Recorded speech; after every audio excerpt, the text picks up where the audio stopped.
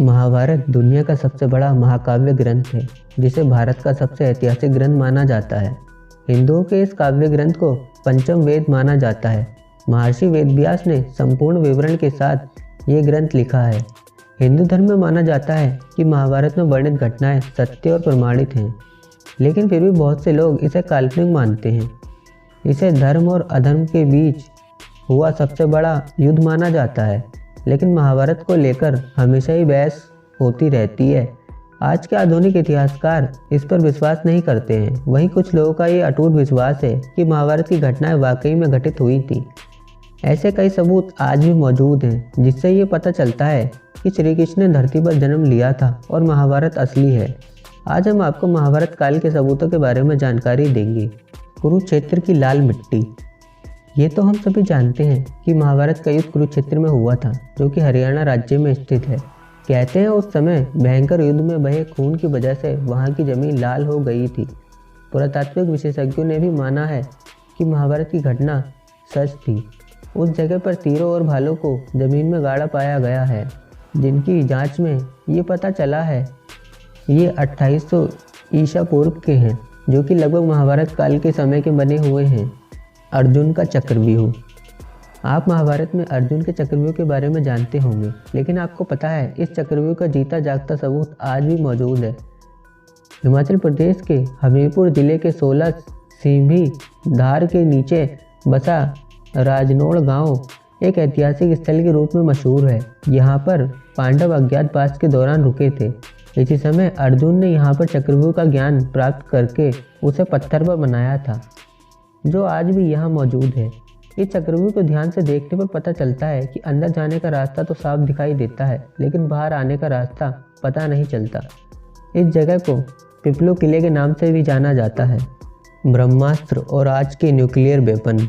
महाभारत में आपने ब्रह्मास्त्र नाम के भयंकर अस्त्र के बारे में सुना होगा। ये अस्त्र ब्रह्मा द्वारा धर्म और सत्य को बनाए रखने के लिए बनाया गया था, जो कि विनाशकारी परमाणु हथियार था, जिसको केवल दूसरा ब्रह्मास्त्र ही रोक सकता था। जो इसे चलाता है वही इसे वापस लाने की क्षमता भी रखता है।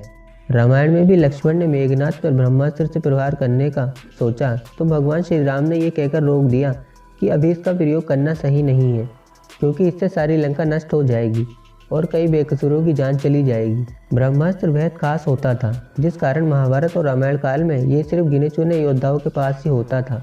रामायण में ये अस्त्र लक्ष्मण और महाभारत में ये द्रोणाचार्य, अश्वत्थामा, श्री कृष्ण, युधिष्ठिर, कर्ण और अर्जुन के पास था। ये अस्त्र पूरी दुनिया को नष्ट करने की ताकत रखता है। अमेरिका ने जे रॉबर्ट ओपेनहाइमर को परमाणु बम बनाने को दिया, फिर इसका परीक्षण किया गया। धमाके का परिणाम बिल्कुल ब्रह्मास्त्र की तरह था। इसके बाद वैज्ञानिकों ने भी माना इस तरह का अस्त्र महाभारत में इस्तेमाल किया गया था। श्री कृष्ण की द्वारका नगरी। भगवान श्री कृष्ण को द्वारका का राजा कहा जाता है और महाभारत में इस बात की जानकारी मिलती है ये नगरी जल में डूब गई थी, यानी कि पूरा नगर ही पानी में समा गया था। आपको जानकर आश्चर्य होगा, पुरातत्व विभाग को गुजरात के पास समुद्र के नीचे एक पुराना शहर मिला है और इसके सबूतों से ये पता चलता है कि यही द्वारका नगरी है, जिसका वर्णन महाभारत में किया गया है। केदारनाथ और पशुपतिनाथ मंदिर। पौराणिक कथा के अनुसार जब महाभारत के युद्ध में पांडवों द्वारा अपने रिश्तेदारों का खून बहाया गया, तो भगवान शिव उनसे अत्यंत क्रोधित हो गए थे। फिर श्री कृष्ण के कहने पर सभी पांडव माफ़ी मांगने के लिए निकल पड़े।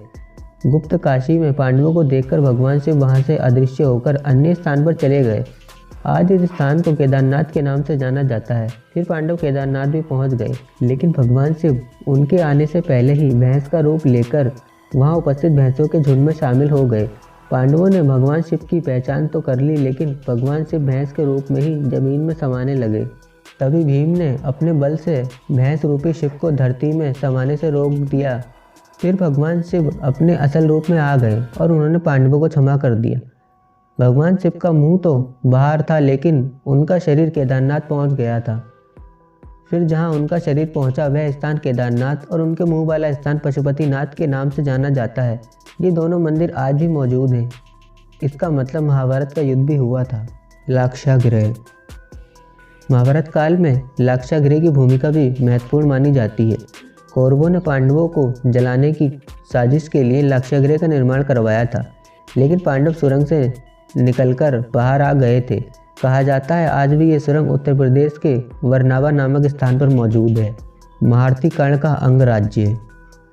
कुंती के सबसे बड़े पुत्र दानवीर कर्ण अंग देश के राजा थे, जो उन्हें दुर्योधन ने उपहार में भेंट किया था।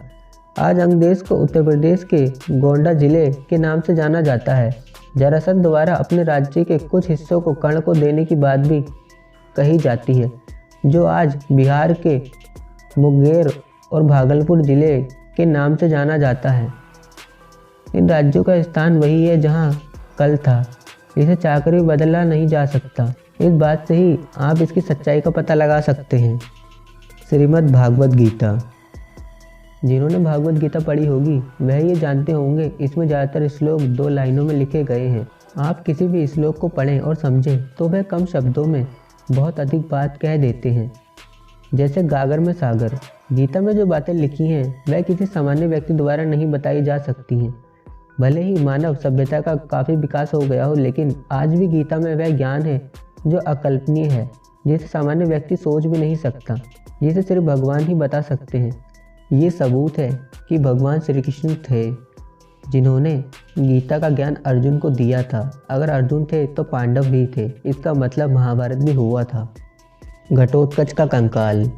कुरुक्षेत्र के पास ही भारतीय पुरातत्व विभाग को खुदाई के समय बेहद ही विशाल आदमी का कंकाल मिला था, जिसको देखकर ये पता चलता था कि ये कंकाल किसी साधारण मनुष्य का नहीं है। तभी ये बात उठने लगी है कि ये कंकाल घटोत्कच का है। महाभारत काल के घटोत्कच के बारे में तो आप सभी जानते होंगे। जब भीम और हिडिंबा का पुत्र घटोत्कच महाभारत के युद्ध में लड़ाई करने आया था, तब कर्ण ने अपनी शक्ति से उसको मार दिया था। महाभारत के महाकाव्य में दिया गया घटोत्कच का वर्णन भी इसी कंकाल के समान है। अश्वत्थामा। अश्वत्थामा महाभारत के उन सबूतों में से एक है जो इसके सच होने का वास्तविक सबूत है। द्रोणाचार्य का पुत्र अश्वत्थामा अत्यधिक बुद्धिमान और प्रभावशाली था। भारत इतिहास में कई बार लोगों ने अश्वत्थामा को देखे जाने की बात कही है। इतिहास में तो ये भी लिखा है कि अश्वत्थामा ने ही पृथ्वीराज चौहान को उनका शब्द भेदी बाण चलाना सिखाया था। आज भी भगवान शिव का एक ऐसा मंदिर है जहाँ अश्वत्थामा रोज़ सुबह आकर जल और फूल चढ़ाते हैं। जब महाभारत के युद्ध में अश्वत्थामा के पिता गुरु द्रोणाचार्य को कपट नीति अपनाकर मार दिया गया था, तो अश्वत्थामा ने गुस्से में आकर द्रौपदी के 5 पुत्रों का सोते समय वध कर दिया था। फिर अर्जुन गुस्से में आकर अश्वत्थामा का पीछा करने लगे। तभी अश्वत्थामा ने अर्जुन पर ब्रह्मास्त्र छोड़ दिया। फिर अश्वत्थामा ने ब्रह्मास्त्र को अभिमन्यु की पत्नी उत्तरा के गर्भ की ओर मोड़ दिया। अबोध बालकों और स्त्री की हत्या को अधर्म बताकर श्री कृष्ण ने गुस्से में आकर अश्वत्थामा के माथे से मणि निकाल लिया और कलयुग के आखिरी तक उन्हें पृथ्वी पर भटकने का शाप दे दिया था। अगर आपको वीडियो अच्छी लगी तो वीडियो को लाइक करें, अपने दोस्तों और फैमिली के साथ शेयर करें। ऐसी और वीडियोस के लिए हमारे चैनल अद्भुत जानकारी को सब्सक्राइब करें। धन्यवाद।